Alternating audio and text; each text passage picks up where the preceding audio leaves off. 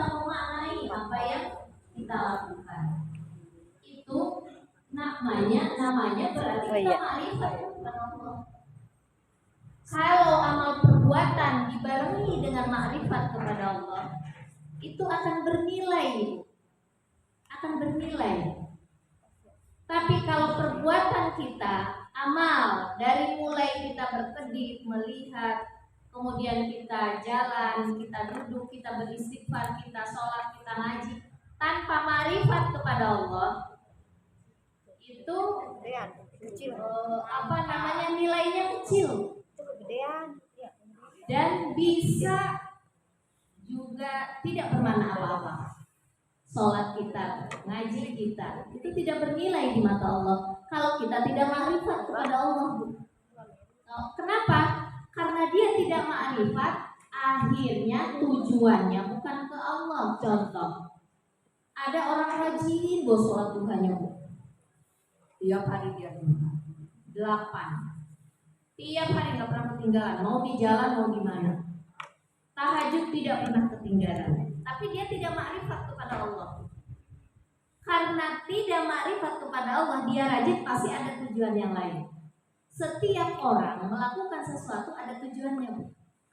Kalau bukan karena Allah, pasti karena yang lain. Kalau bukan karena Allah, pasti karena yang lain. Ada orang ngaji, rajin ngaji, rajin sholat, rajin baca Quran. Tapi kalau dia tidak ma'rifat kepada Allah, pasti niatnya bukan karena Allah, karena yang lain. Kenapa? Pengen sukses anaknya, pengen sukses dunianya, pengen bahagianya ini. Pokoknya ada kelebihan yang bersifat duniawi. Kemudian dia rajin melakukan. Kalau nggak ma'rifat pada Allah, nilainya kecil. Dapat pahala sih Bu, tapi nilainya kecil.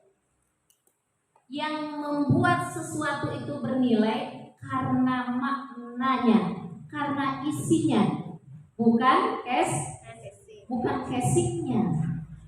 Sholat itu casing Bu, baca Quran itu casingnya di hadapan Allah. Ibu duduk ke majelis tiap hari ngaji itu casing Bu. Nah, casing penting gak Bu?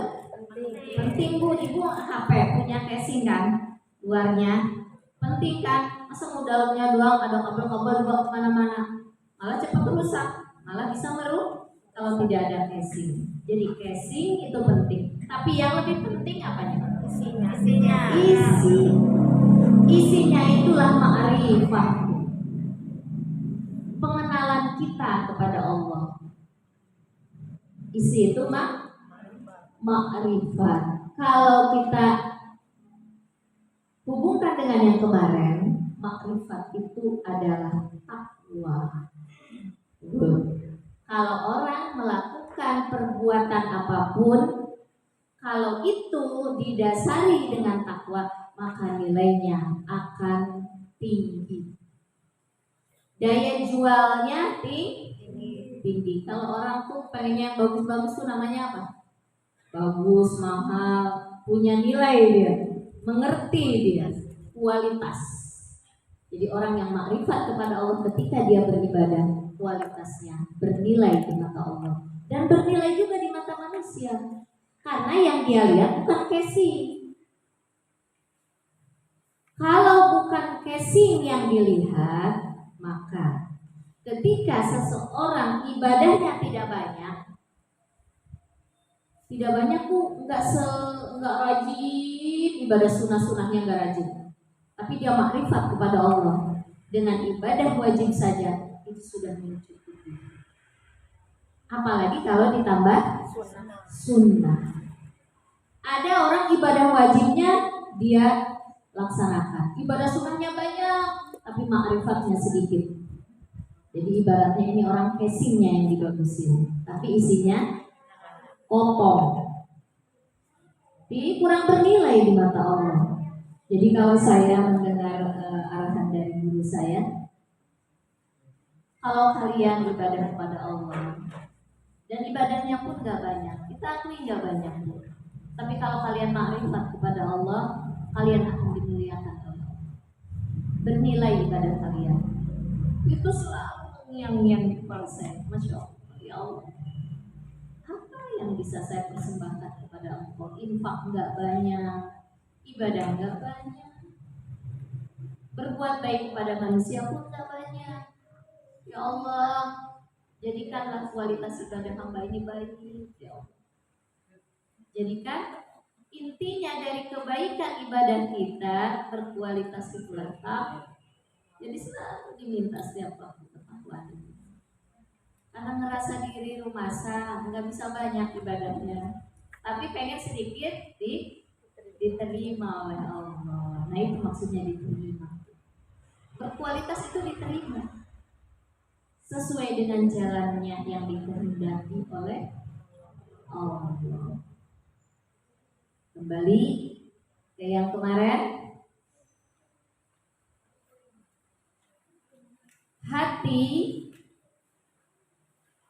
yang tertutup itu hati yang keras. Hati yang keras ini ibu bisa dibuka dengan kesungguh-sungguhan. Hati yang kotor bisa menjadi bersih dengan sungguh-sungguh. Walladzina jahadu fina lanahdiyannahum subulana. Kalau orang kata Allah, kalian bersungguh-sungguh di jalan aku. Di jalan aku.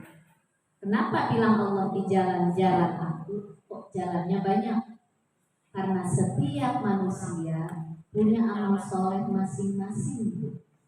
Jangan disamain. Yang pengusaha dengan ibu rumah tangga jangan disamain ibadah amal soleh.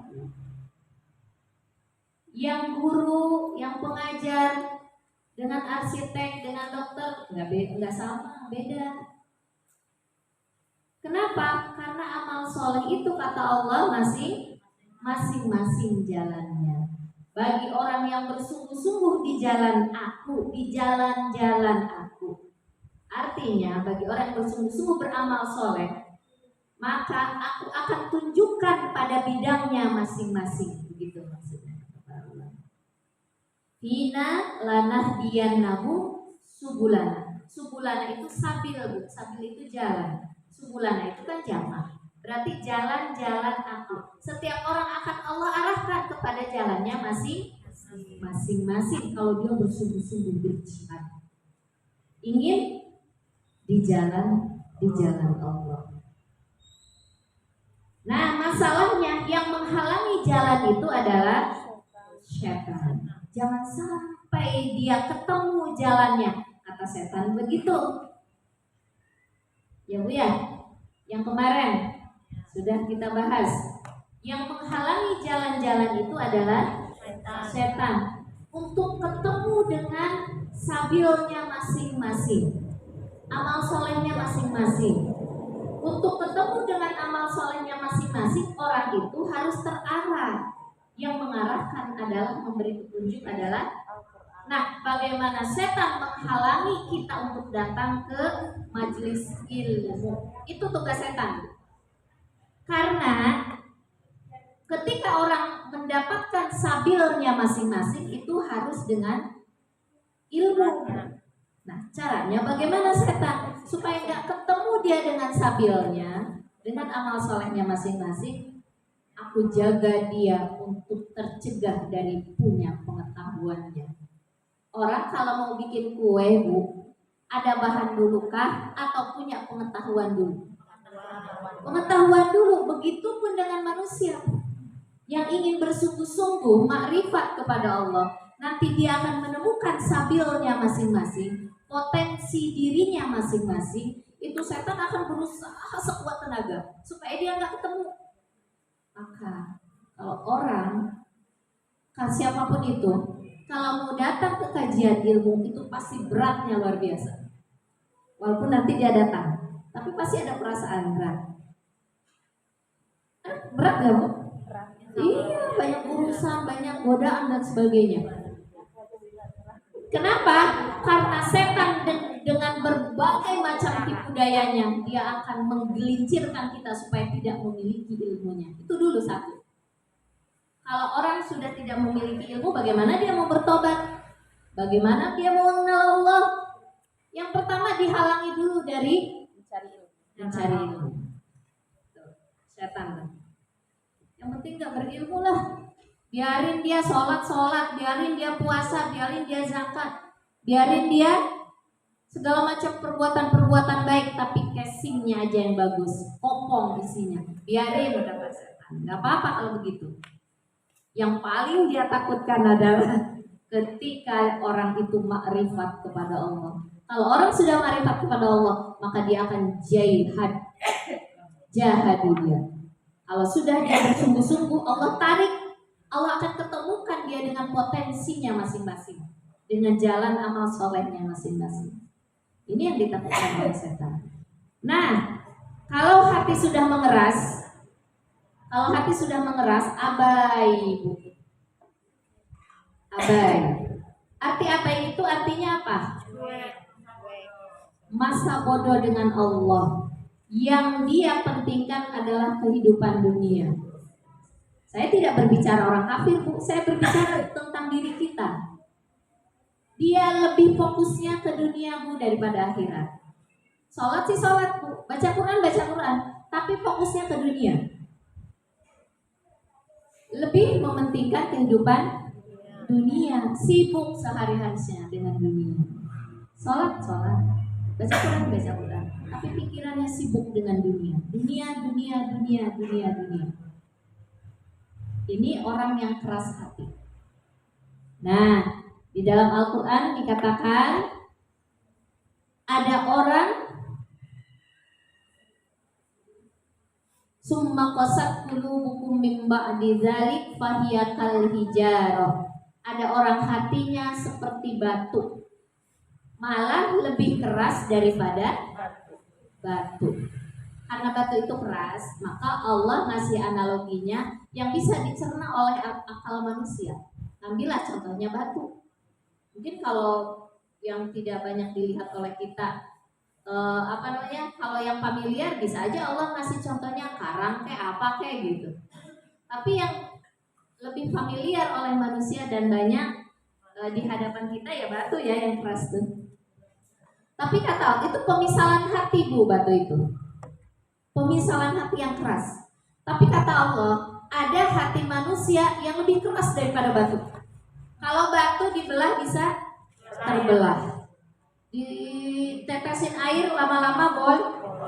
Tapi ada hati yang lebih keras daripada batu, hati manusia, kata Allah. Itu dalam Quran surat Al-Baqarah ayat 74 kemarin. Jadi ada hati yang lebih keras daripada batu. Kenapa? Saking kerasnya diapain juga nggak bisa lunak. Tapi kalau hati yang seperti batu ini bukan yang lebih keras dari batu. Ada hati manusia keras, Bu. Kalau dia bertobat, dia bisa jadi lunak.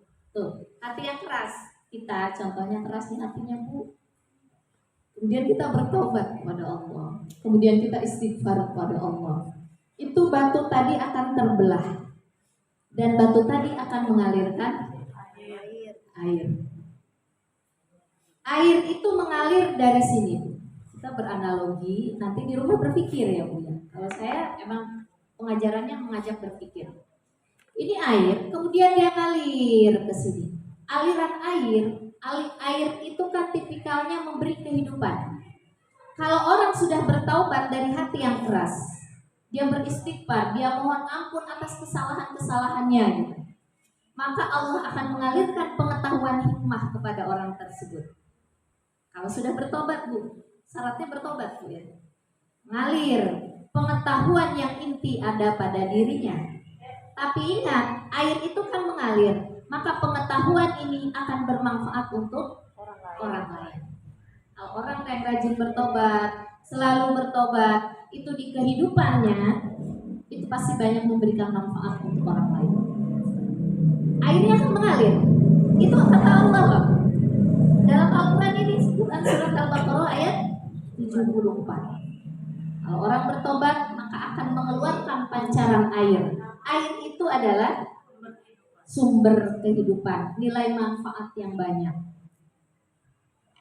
Ada yang di dalam Al-Baqarah itu ada yang asal, ada yang jadi sungai. Sungai memberi kehidupan juga kan? Ada yang langsung jatuh terjun dari ketinggian, dari atas jatuh airnya. Kenapa? Ini air hikmah yang timbul dalam dirinya karena takut kepada. Jadi ada orang yang hatinya keras, kemudian dia bertobat, kemudian dia takut sama Allah. Tobatnya nasuha berarti ya. Timbul sebaliknya daripada dulu gitu. Sekarang takut sama Allah. Apa-apa tuh acuannya Allah. Segala yang dia lakukan Allah. Nah, itu berarti orang yang takut kepada Allah.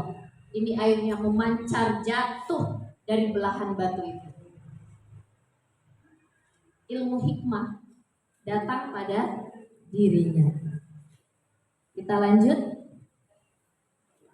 Kalau orang dalam Al-Hasan, ini masih yang kemarin ya Bu ya. Kalau orang takut kepada Allah, lau anzalna hadzal Qur'an ala jabalin la ra'aitahu khashi'an mutasaddian min khasyatillah.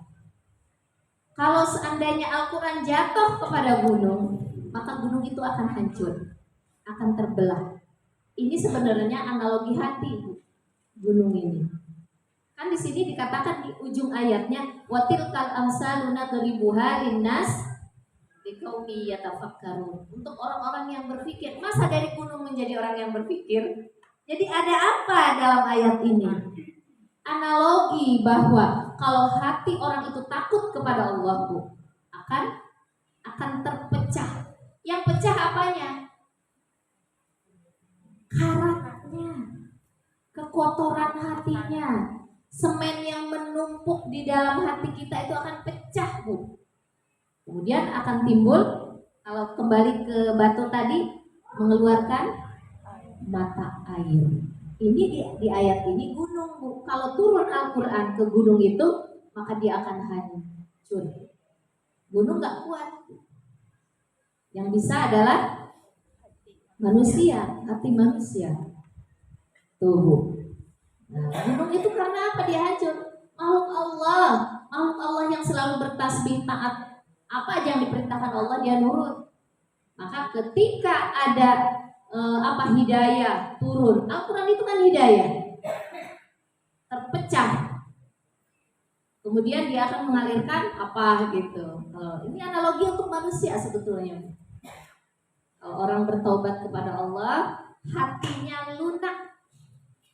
Kalau orang sering bertaubat kepada Allah, Bu, dengar ayat ini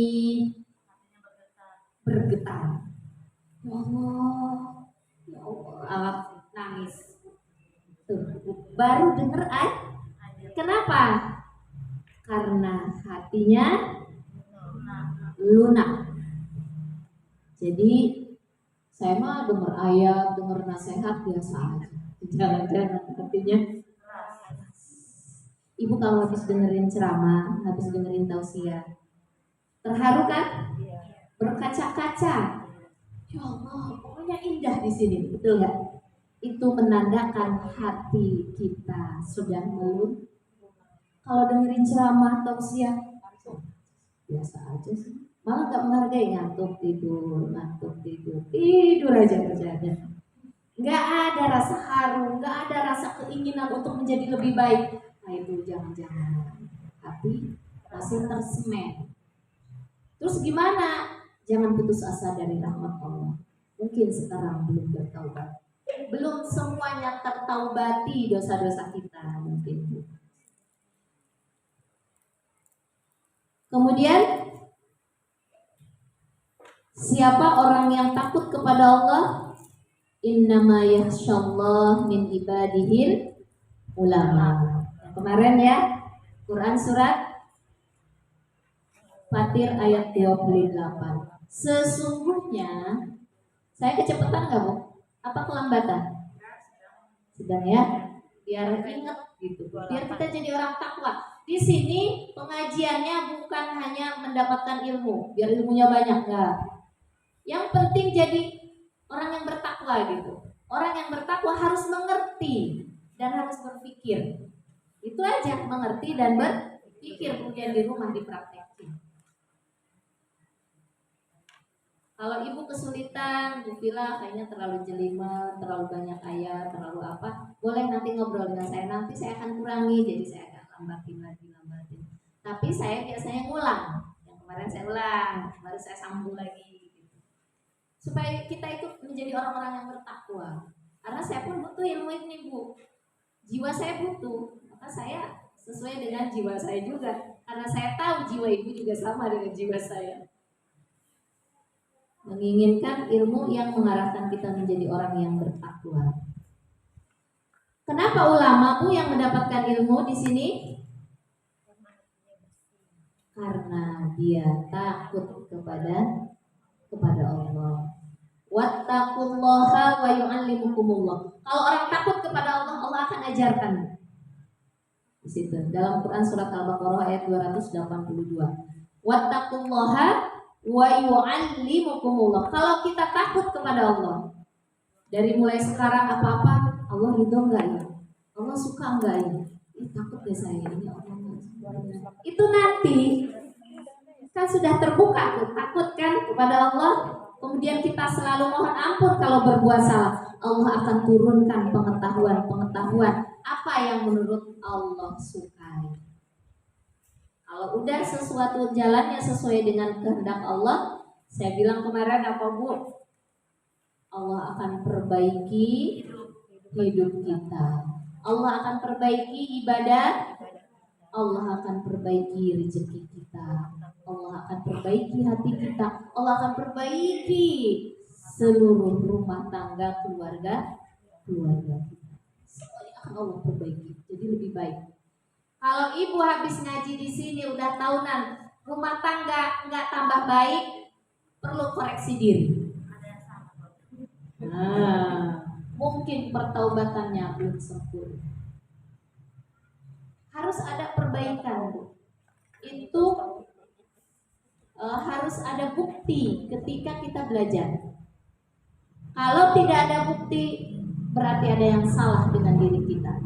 Jangan-jangan kita banyak dosa yang belum ditaubati. Tuh, intinya banyak dosa yang belum ditaubati. Kenapa sih judulnya taubat dulu? Karena yang akan kita bahas nanti taubat. Sekarang yang kita bahas hijab hatinya dulu apa? Di dalam Quran surat Al-A'la ayat 8, 9, 10. Wa nuyassiruka lil yusra. Dan aku mudahkan kepada jalan yang mudah ya. Fadzakir in nafa'atit dzikra. Maka berilah peringatan, karena peringatan itu bermanfaat untuk orang yang sering bertaubat. Untuk orang yang bertaubat, peringatan itu penting, bermanfaat.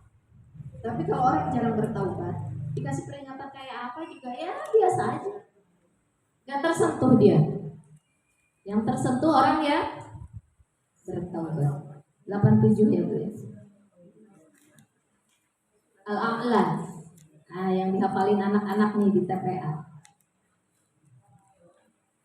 8, 9, 10. A'udzubillahi minasyaitonirrajim. Bismillahirrahmanirrahim. Dan kami wa yassiruka lil yusra, dan kami akan mudahkan bagimu ke jalan kemudahan. Ke jalan kemudahan, ke jalan apa ini Bu? Tadi yang saya bilang sabil apa? Jalan-jalan hidup kita yang diridhai Allah, atau potensi-potensi kita yang sudah Allah tanamkan benih kepada diri kita. Jadi setiap manusia itu Bu, Allah tanamkan benih ya, supaya tumbuh pohon benih tadi. Sajarah tayyibah, pohon yang baik. Itu dalam Quran surat An-Nur ya. Nah, Al-A'la Bu ayat 8. Al-A'la itu surat ke-87. Surat pendek Bu. Berarti kalau cari surat di atas. Kalau model kayak gini lebih mudah. Langsung kelihatan di atasnya 87. Kemudian baru ayat-ayatnya di bawahnya. Wa nuyassiruka lil yusra, dan kami akan mudahkan bagimu jalan kemudahan mencapai kebahagiaan dunia akhirat. Karena kalau orang udah ketemu jalannya masing-masing, Bu, dunianya akan dapat, mudah dia. Kalau emang dia menjadi arsitek, itu jadi arsitek yang handal. Kalau dia jadi ibu rumah tangga pandai bikin kue, oh bikinannya luar biasa. Kalau dia seorang dokter, dokter yang handal. Kalau dia seorang penceramah, penceramah yang handal. Kalau dia seorang guru, guru yang bisa diandalkan. Itu akan keluar biji buah masing-masing. Kata di sini tafsirnya, dia akan menemukan kehidupan yang mudah. Di dunia dia mudah, di akhirat mudah. Wa nuyassiruka lil yusra. Fadzakir in nafa'atiz dzikra. Oleh sebab itu, berikanlah peringatan karena peringatan itu bermanfaat. Buat siapa peringatan itu bermanfaat? Buat orang yang sudah terbuka hatinya, tidak tersemen, tidak karat, tidak kotor. Buat yang sudah terbuka, sudah taubat, mudah kalau dinasehati. Selanjutnya, saya dzakkaru may yakhsha, orang yang takut tuh, orang yang takut kepada Allah. Orang yang takut kepada Allah akan mendapat pelajaran. Jadi ibu jangan heran, jangan berkeluh kesah lagi kalau ada saudara atau murid atau tetangga kalau dinasehatin dablek. Gak usah heran, oh dia belum dapat hidayah dari Allah. Doakan aja dan jangan diomongkan ke orang lain. Dia dablek banget ya. Berarti apa? Ininya masih tertutup. Kenapa? Belum bertaubat kepada Allah. Atau dia bertaubatnya masih setengah-setengah. Belum semuanya tertaubati. Nah, kalau orang belum bertaubat sepenuhnya, di dalam Quran surat Toha ayat 124, wa man a'rada an dzikri fa inna lahu ma'isyatan dhanka. Barang siapa yang berpaling dari peringatanku, belum bertobat, Bu, fa inna lahu ma'isyatan dhanka. Hidupnya akan susah. Hidupnya akan banyak gelisah. Hidupnya akan banyak masalah, tapi kagak keluar ada solusi dari masalah tersebut. Wa man a'rada an dzikri fa inna lahu ma'isyatan dhanka. Gak keluar-keluar, kenapa muter-muter aja di situ banyak masalah? Kalau keluar dari satu masalah kita kan ngerti ya. Ini kok di sini terus? Berarti ada dosa yang belum ditabati. Ujian, musibah, sesuatu yang buruk tadi itu sebetulnya anugerah Allah, Bu. Bayangin, Bu, hati yang kotor, keadaan kita yang salah. Kalau seandainya Allah langsung kasih solusi dari masalah tersebut, bagaimana nih manusia bakal menjadi orang yang baik, padahal dirinya masih kotor, belum pantas untuk ditolong sama Allah, belum pantas untuk keluar dari solusi tersebut. Tiba-tiba karena keinginannya dia, ya Allah, nggak dikasih ujian gitu, nggak dikasih masalah, manusia itu akan lupa kata Allah. Jadi aku kasih kesusahan, aku kasih musibah, aku kasih ujian. Untuk apa? Supaya dia bersujud kepadaku, dia ngerti apa kesalahannya. Tapi itu bagi orang yang mau belajar, mengerti apa tentang kehidupan. Kebanyakan manusia nggak ngerti, Bu. Udah dikasih ujian, masalah juga malah nyalahin Allah. Padahal itu kebaikan buat diri kita. Kata Allah yang kemarin itu, Quran Toha surat yang keberapa? Walaqad yasarna, walaqad arsalna itu. Quran surat Al-An'am.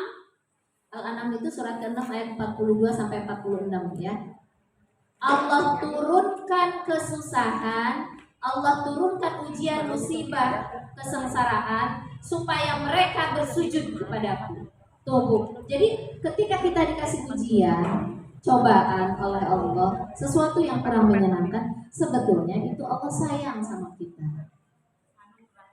Anugerah dari Allah. Kenapa ada hal yang belum kita taubati, belum ditaubati, maka Allah ngasih ujian. Kalau kita sudah taubat, insya Allah diganti ujiannya dengan ujian yang lain yang itu udah kelar. Ini nggak mumpung-mumpung di situ aja, berarti masih ada yang salah dengan kita.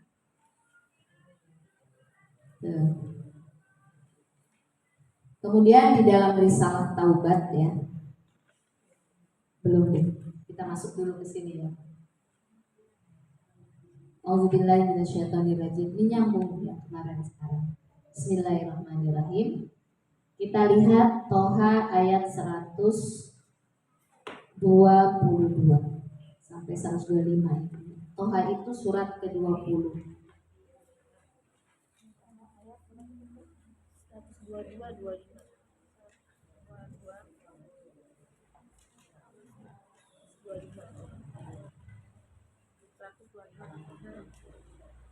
Toha ya Bu ya. 122. A'udzubillahi minasyaitonirrajim. Bismillahirrahmanirrahim. Toha 122.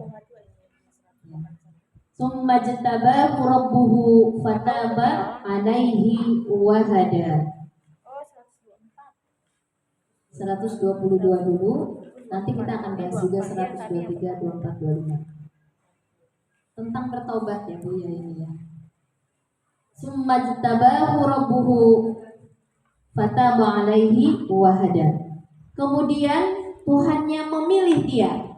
Boleh dikasih summa jatabahu, kemudian Allah memilih dia. Summa jatabahu rabbuhu, kemudian Allah memilih dia. Terserah mau dia mau kita gitu ya. Maksudnya maksud dia itu bisa ke kita, bisa ke orang lain. Kemudian Allah memilih dia, fataba alaihi, maka dia bertobat kepada Allah. Nah, nanti kita akan preteli Bu, kenapa Allah memilih kita? Mengapa Allah memilih dia untuk bertobat kepadanya? Setelah dia bertobat wahada, maka Allah akan memberikan petunjuk kepada sabil jalannya masing-masing, menemukan potensi dirinya untuk mencapai kebahagiaan dunia dan akhirat. Jadi orang yang bertobat itu ternyata Bu, orang yang dikehendaki oleh summa jatabahu. Kemudian Tuhannya memilih dia, dipilih oleh Allah.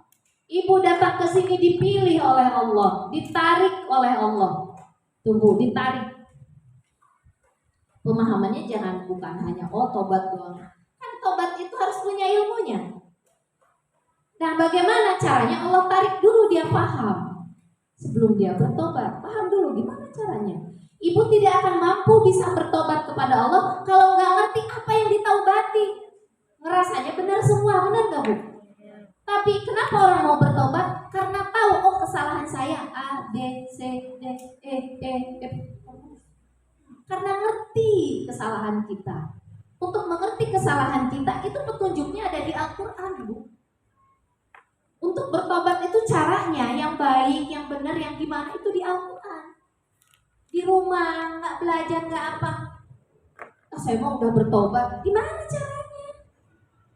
Nggak ngerti. Nah, summa jatabahu, maka Allah memilih dia, menarik dia untuk mengerti caranya bertobat. Fataba alaihi, kemudian dia bertobat kepada Allah.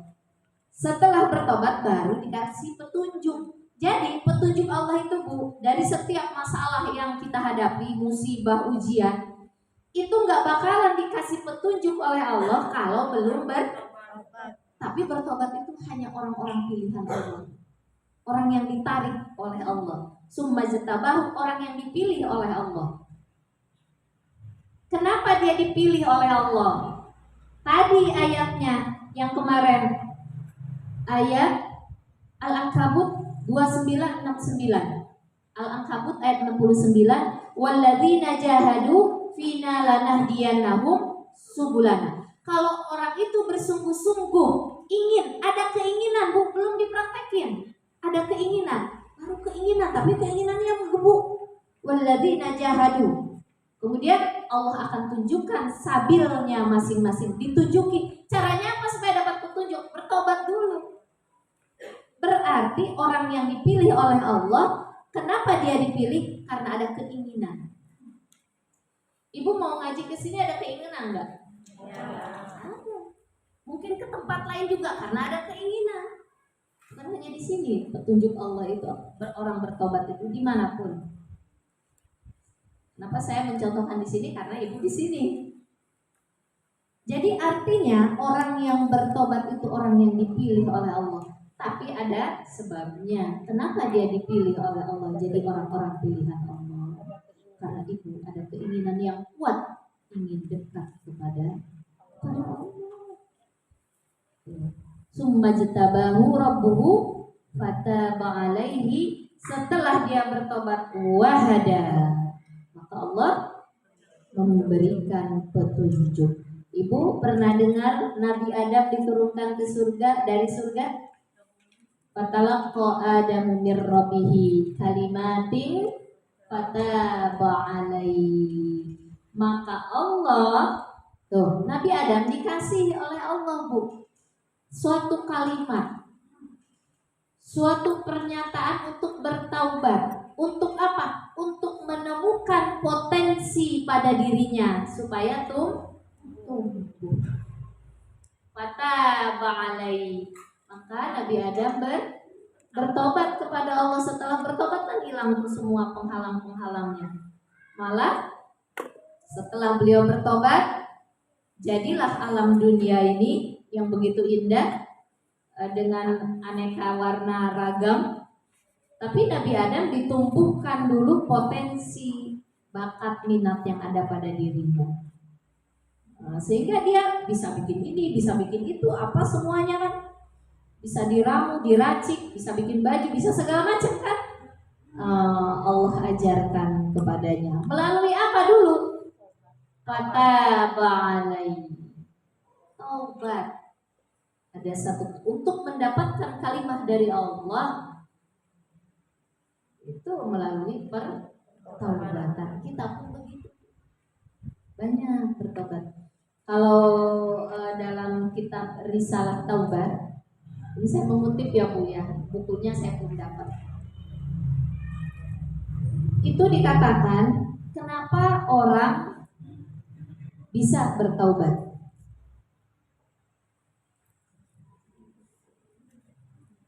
Kenapa orang bertaubat? Karena dia tahu segala sesuatu yang harus ditaubati. Kenapa manusia? Kenapa? Karena kadang Bu, kita bersalah aja belum tentu bisa bertaubat. Bersalah aja kita akui ya Bu ya. Kadang kita banyak kesalahan ya Bu ya, tapi sulit sekali untuk bertaubat. Kalau beristighfar mudah, sholat astagfirullah, disini astagfirullah, mudah kan? Tapi menyesali, ngulang lagi, bisa deh kayaknya yang itu saya robah gitu, sulit. Yang kita tahu aja sulit untuk bertaubat, apalagi kalau kita nggak tahu. Itu dalam risalah Taubah itu dikatakan dalam hati, ya Allah, iya, saya mau bertobat yang dari hal ini ya Allah, susah. Ada yang lain bertahap, ada masanya manusia ya Bu ya. Kenapa Allah masih umur kita? Allah sayang sama kita. Kamu belum taubati semuanya, yang itu udah, yang sebelah sini belum, masih berat, yang sebelah sini ya Allah, minta tolong sama Allah. Itu yang tahu Bu. Gimana kalau dia nggak ngerti? Ini yang parah.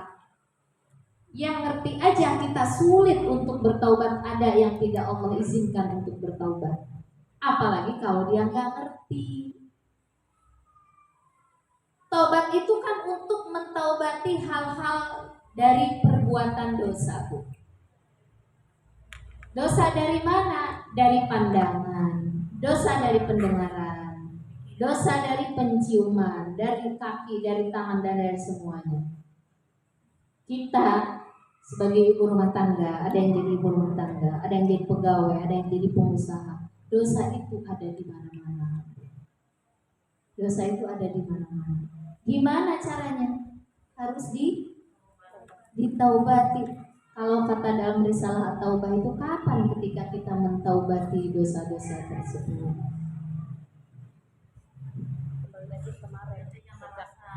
Dosa itu hukumnya, taubat itu hukumnya wajib. Taubat itu hukumnya wajib. Itu kalimat wajib taunya dari mana? Dari fi'il amar. Ya ayyuhalladzina amanu tubu ilallahi taubatan nasuha. Hai orang yang beriman, yang dipanggil orang beriman untuk tobat. Kalau orang nggak beriman, Bu, sulit disuruh tobat.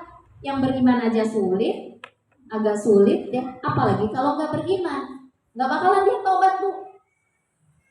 Yang dipanggil oleh Allah yang beriman. Kita ini orang-orang beriman. Ya ayyuhalladzina amanu. Arti iman di sini bukan berarti yang tidak beriman kafir, bukan, non muslim bukan, tetap orang Islam. Ada orang Islam oleh Allah dipanggil karena keimanannya supaya bertaubat. Tapi kalau orang Islam, kalau dia tertutup hatinya karena tertutup qasat qulubukum, tersemen hatinya, berarti kufur hatinya. Orang Islam tapi Bu, kufur itu kan tertutup, cover. Buku ada covernya ya. Kemudian kalau dalam Al-Quran dikatakan qasat. Qasat itu keras karena tersemen. Itu sulit Bu untuk bertobat, nggak bisa. Belum bisa dia. Nah, kecuali dia ada keinginan, Allah tarik dia untuk bertobat. Nah, yang dikatakan dalam Al-Quran tadi tentang wajibnya bertobat, ya ayyuhalladzina amanu tubu, bertobatlah kalian, itu kalimat wajib Bu. Dari apa? Dari perbuatan dosa. Tubu ilallahi taubatan nasuha. Bertobatlah kepada Allah dengan taubat yang semurni-murninya, jangan setengah-setengah. Jangan ya, aduh masih berat belum. Tapi udah ada proses. Setiap manusia itu emang ada masanya, Bu. Proses itu ada masanya. Salahkah dia? Belum tentu. Jadi ada orang tahu bahwa dirinya berdosa nih, tapi belum bisa, tapi dia sudah menyadari. Nah itu udah bagus Bu. Ada proses berarti kan. Kemudian baru ada keinginan yang kuat, baru setengah. Oh itu udah bagus, berarti ada perjalanan. Yang penting orang itu berjalan Bu, jangan stagnasi di situ. Berjalan. Kalau berjalan itu tidak langsung sempurna jadi orang soleh gitu, enggak. Berjalan tadinya salah banget, kemudian salahnya biasa, kemudian berkurang. Allah kita biasanya suka menjustik orang, suka menghukumi orang, dia jelek, dia jahat, dia salah. Selama dia berjalan belum ada kata dia rusak, belum ada kata dia durhaka, belum ada, karena masih berjalan. Kata Allah, tidak ada dosa besar kalau dia mau bertaubat, dan tidak ada dosa kecil kalau dia tidak bertaubat. Karena kalau dosa dia walaupun kecil nggak ditaubati Bu, itu akan membengkak. Setahun yang lalu saya berbuat dosa tapi nggak ditaubati, dijumin gitu, malah dipelihara, nggak bertaubat kepada Allah, itu bertambah terus Bu. Kayak orang usaha MLM ya? Apa LML? MLM ya? Itu dosanya terus ngalir. Kalau ngalir tambah banyak, tambah gede, tambah kecil? Tambah gede Bu. Dulu waktu kecil, punten, kena nyolong mangga. Kemudian kita taubat bahwa hal itu tidak baik. Ini enggak, senang aja dipikir. Iya, saya tuh jago banget kalau maling mangga ke tetangga gitu. Itu yang senyum. Saya dulu pernah Bu, tetangga punya pohon mangga waktu kecil. Astagfirullahaladzim. Jadi kalau ketemu lebaran, maaf ya. tapi nggak disebutin, malu. Cuma minta ampun sama Allah gitu ya. Atau ya mungkin kita jadi buaya darat lah gitu ya. Siapa yang paling siapa di kampung ini yang paling keren nih, mungkin cowok-cowok gitu kan. Ada rasa bangga, dipelihara sampai sekarang nggak ditaubati. Itu dosa jariah, Bu, harus ditaubati. Kalau tidak, kita minta ampun kepada Allah. Jangan sambil senyum-senyum sendiri, bangga. Sebanyak apapun taubat kita kepada Allah, Bu.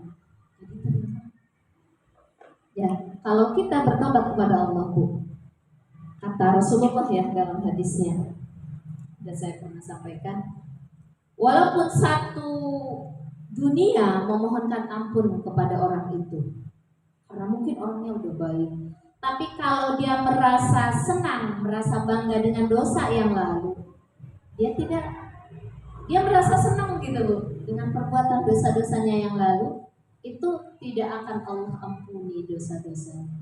Jadi kita taubati dulu dosa-dosa yang kemarin, taubati ya Allah. Nah, itu baru Allah akan menerima taubatnya. Kemudian Allah akan memberi petunjuk. Saya mau masuk ke surat Az-Zumar ayat 53. Az-Zumar itu surat keberapa ya, Bu? Saya nggak tulis di sini.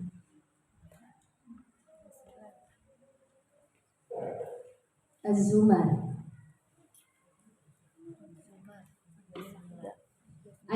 surat ke-39. Suratnya 39, ayatnya 53. A'udzubillahi minasyaitonirrajim. Bismillahirrahmanirrahim. Az-Zumar itu surat keberapa ya?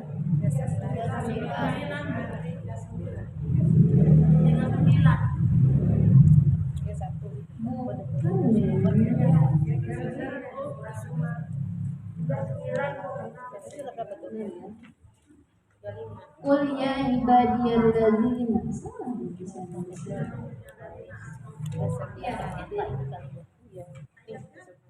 Oh, saya bukanya 30 ayat 53.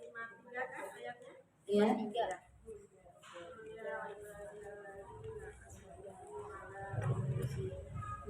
Terusin.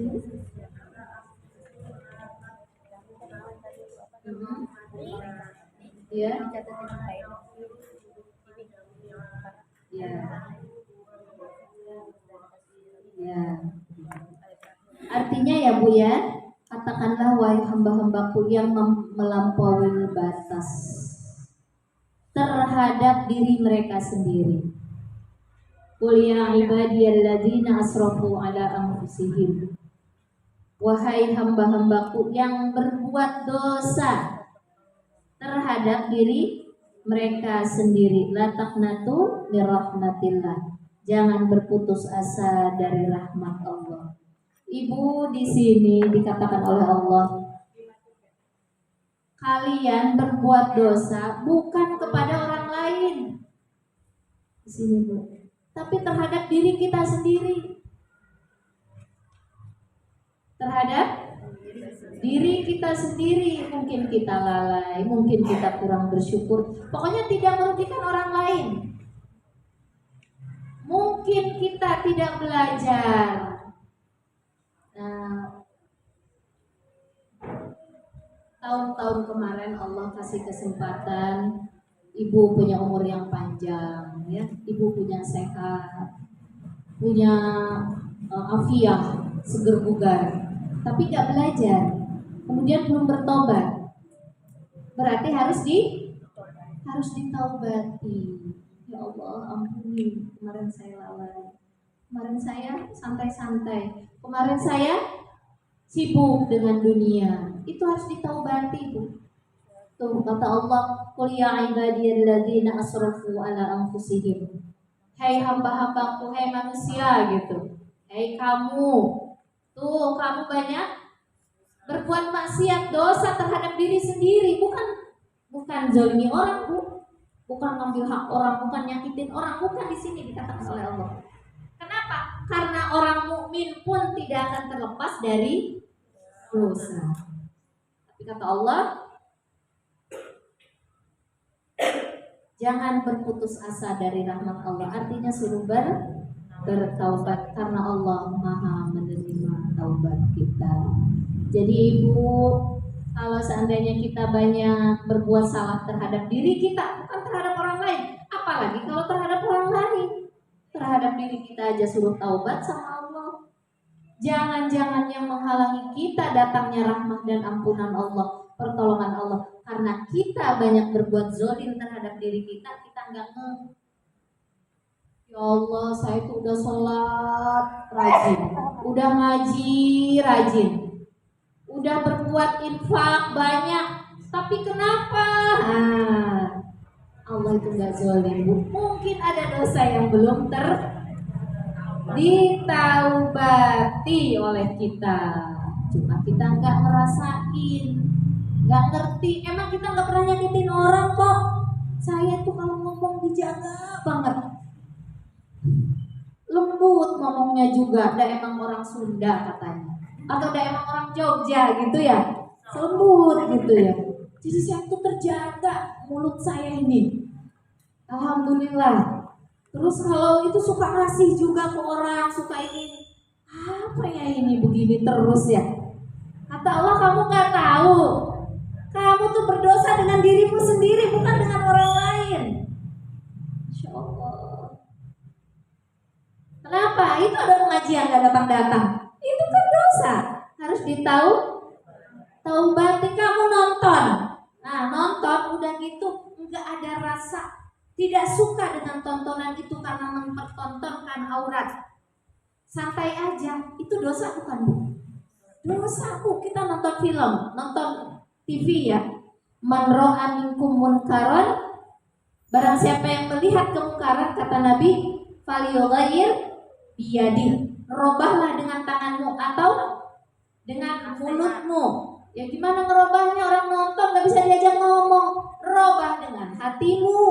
Kebanyakan manusia dalam risalah taubah dikatakan dosanya terhadap diri sendiri itu ketika melihat kemungkaran dia tidak menolaknya, santai aja, udah nonton udah kayak nggak ada apa-apa. Padahal di dalam tontonan itu banyak yang keburukan, itu menempel dosa itu.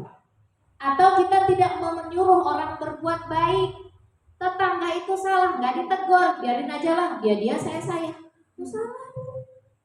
Minimal dengan hati kita kalau nggak bisa, atau ajak dia ke pengajian.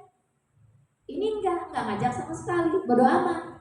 Ini dosa terhadap diri kita. Kalau udah ngajak dia nggak mau, bukan urusan kita, urusan dia sama Allah. Tuh dosa lagi kan. Jadi kamu lihat tontonan ada yang tidak sesuai dengan syariat Allah, ya Allah saya nggak suka dia. Kenapa sih dia? Nah itu insya Allah akan Allah tidak menempel dosa itu. Tapi kalau cuek, nah yang salah itu cuek Bu, tidak ada perasaan apapun gitu, santai aja. Padahal kan kata Allah tadi dalam hadis itu praktekin Bu, di mana aja kita berada, sampai nonton TV pun kita harus praktekin. Nggak suka auratnya terbuka lebar-lebar, hubungan yang dilarang oleh Allah, itu harus. Ya Allah saya nggak suka dengan itu ya Allah, gitu kan, minimal gitu Bu ya. Kalau enggak dosa itu nempel. Nah, ketika kita ibadah Bu, kalau kita tidak bertaubat kepada Allah, ibadah kita nggak diterima. Ini dalam risalah At-Taubah ya, saya gabung dengan Imam Al-Ghazali Jawuluddin, karena kan kita mungkin tidak cukup dengan satu rujukan aja gitu ya. Dalam risalah At-Taubah itu dikatakan At-taibu habibullah, orang-orang bertaubat itu kekasih Allah. Kalau sudah jadi kekasih Allah Bu, ibu sholat, ibu puasa, ibu ngaji, ibu berbakti kepada suami, melayani apa, mengurus anak, belajar dan sebagainya, kehidupan kita itu akan jadi ibadah semua.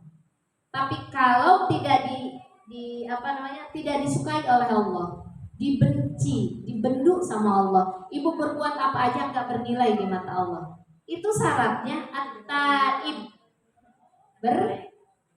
bertobat.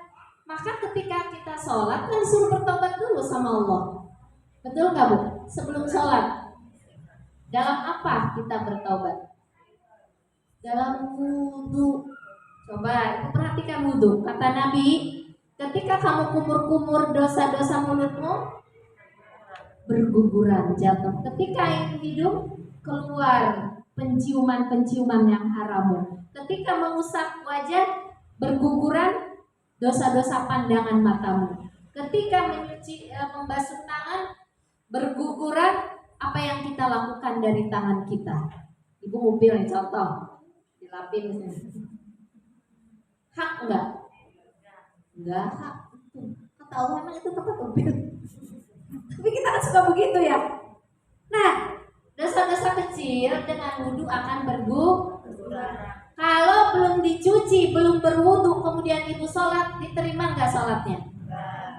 Itulah analogi ketika kita wudhu, artinya sedang membersihkan diri, bertaubat kepada Allah. Maka sholat kita baru diterima sampai selesai. Kemudian kita berdoa, Allahumma ij'alni minat tawabin. Sebelumnya kita baca syahadat. Asyhadu an la ilaha illallah wa asyhadu anna Muhammadar Rasulullah. Allahumma ij'alni minat tawabina. Ya Allah, jadikan aku orang-orang termasuk orang yang Kenapa harus bertaubat? Karena sah tidaknya sholat kita itu kalau kita bertaubat kepada Allah. Ibu, kita ini ibadah kepada Allah. Kemudian ibadahnya benar, diterima oleh Allah. Hidup kita itu akan beres oleh Allah. Ada masalah dibereskan, ada masalah beres semua. Tapi kenapa kita banyak masalah nggak beres-beres? Berarti ada sesuatu yang belum ditaubati sebelum kita beribadah kepada Allah. Jadi ibadah kita itu nggak diterima oleh Allah, atau nilainya kecil, jadi nggak seimbang dengan penggantian yang harus Allah berikan kepada kita terhadap solusi masalah dari kehidupan kita. Bisa dipahami nggak Bu? Jadi taubat dulu, mau ngaji Ibu taubat dulu supaya diterima. Astagfirullahaladzim, ya Allah. Makanya Bu, kalau mau ngaji tuh jangan auzubillahi minasyaitonirrajim gitu. Hadirkan dulu Allahnya. Ya Allah, semoga Engkau menerima bacaan-bacaan. Ya Allah. Kalau bisa istighfar dulu, mohon ampun. Maka kata para ulama, kalau beristighfar itu secepatnya, jangan suka ditunda. Beristighfar itu yang baik pagi, minimal pagi sama sore. Ya. Maksudnya taubat gitu Bu, bukan hanya istighfar ya. Saya di sini kita tidak berbicara hanya istighfar, tapi taubat. Istighfar mah gampang Bu, 100 kali gitu. Kalau nggak dibarengi taubat, nggak bermakna ya. Nilainya kecil di hadapan Allah. Jadi bukratan wa asila, wasabbihuhu bukratan wa asila. Bertasbihlah, memuji Allah lah, beristighfarlah, bertaubatlah pagi dan petang, sore, minimal kata para ulama habis sholat subuh. Ingat dosa apa dari maghrib sampai subuh yang sudah kita lakukan? Buru-buru istighfar, buru-buru mohon ampun. Nanti habis asar istighfari dosa yang dari pagi. Ya Allah, tadi udah ngebetak.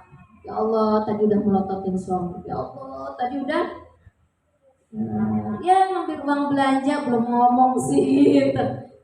Buru-buru taubati kepada Allah Bu. Takutnya nggak diterima amal ibadah kita. Insya Allah kalau kita sudah dawam begitu taubat tiap hari, nggak ditunggu, ntar aja deh, setahun sekali. Kalau udah sholat tasbih, jadi saya ingat sholat tasbih ya, atau sholat taubat. Nah, yang lebih baik kita sholat taubat tiap hari. Ingetin dosa-dosanya, bukan hanya sholatnya doang. Ingetin dosanya apa, ya Allah, ampuni ya Allah, astagfirullahaladzim. Gitu ya. Belum ke inti taubat. Itu baru saya mengutip dari Risalatul Taubat. Nanti besok minggu depan kembali lagi ke ihya ini. Ya, ibu-ibu yang dirahmati oleh Allah Subhanahu wa taala, kita cukupkan sampai di sini karena kita akan memasuki kajian tahsin ya. Mohon maaf yang hak datangnya dari Allah, yang batil dari diri saya sendiri. Mohon dimaafkan bila mana yang kurang berkenan, dan semoga Allah mengampuni saya dan mengampuni ibu semua, dan semoga Allah menjaga dari hal-hal yang tidak Allah sukai. Dari saya cukup sekian. Wabillahi taufiq wal hidayah. Wassalamualaikum warahmatullahi wabarakatuh.